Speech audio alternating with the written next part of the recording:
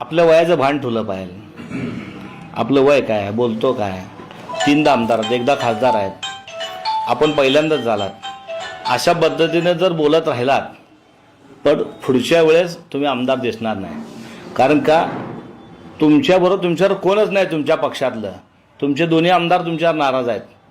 इकडं तुम्ही जनतेबरोबरही नाही, एखादा समाजाला टार्गेट करून बोलता, एखादा विशिष्ट खासदारला तुम्ही टार्गेट करून बोलता.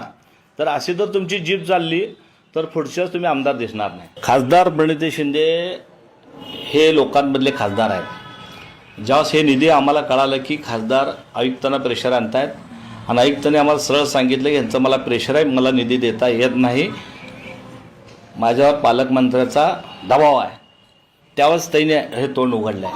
आणि ह्यांचे टेंडर झालेले आहेत, टेंडर मॅनेज झालेले आहेत. मॅनेज टेंडर झाल्यानंतर मग ह्याला भ्रष्ट कारभार म्हणा तर काय करायचं. तुम्ही त्या टेंडरमध्ये येणाऱ्या लोकांना बाहेर काढता.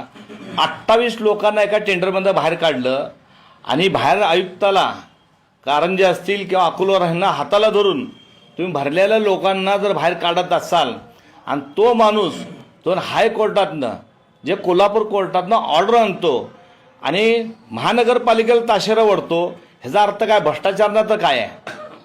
मी प्रूफ देतो तुम्हाला. त्या टेंडरमध्ये 28 लोक आले आहेत आणि तुम्ही प्रशासनाला हाताला धरून सगळ्याला बाहेर काढताना तुमच्या घशामध्ये या ठिकाणी काम घेता आणि कोर्टाने त्याला ताशेरे वडले. ह्या माणसाला तुम्हाला बाहेर काढता येत नाही. लोकशाही आहे का नाही ते सांगा मला. तुम्ही तुमच्यावर कोर्टाने ताशेरे वडले आणि तुम्ही लोकांना सांगता की आम्ही साजू काय धुतल्या तांदळासारखे आहेत. अहो तुम्ही कुणा जीवावर मोठे झालात, कुणावर बोलता. अख्खं सोलापूर म्हणतंय की तुम्ही कुणा जीवावर मोठे झालात. त्या शिंदे साहेबाला तर विसरू नका. तुम्ही ज्याच्या अन्न घातला त्या मिठाल तर जागा. आयुक्त साहेब ह्यामध्ये पूर्ण अडचणी झालेले आहेत. जे हक्कभंगाची कमिटी आहे ते 10 कमिटीमधली एक कमिटी काँग्रेसकडे आहे आणि त्याचे चेअरमन केसी गोपाल विनुराव आहेत आणि त्यांच्यासाठी तक्रार केलेली आहे. त्यामुळं आयुक्त एकदा नाही 4दा आमच्याकडे येऊन गेलेले आहेत. त्यांनी 4 वेळेस एकच सांगितले, मला प्रेशर आहे, मला पालकमंत्र्याला प्रेशर आहे. मग पालकमंत्र्याला बोललो, तुम्हाला रागाचा काय संबंध आहे.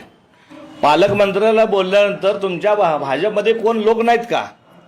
का तुम्ही आमदार म्हणून का भारतीय जनता पार्टी प्रचोद झालात का? तुम्हाला बोलायचं काय संबंध आहे. पालकमंत्र्याला उत्तर द्यावं ना, त्या लेवलच्या माणसाने उत्तर द्यावं. तुम्ही अजून लय लहान आहे. खासदारला उत्तर पालकमंत्र्यांनी द्यावं. त्यामुळे आपण थोडं कमी बोलावं.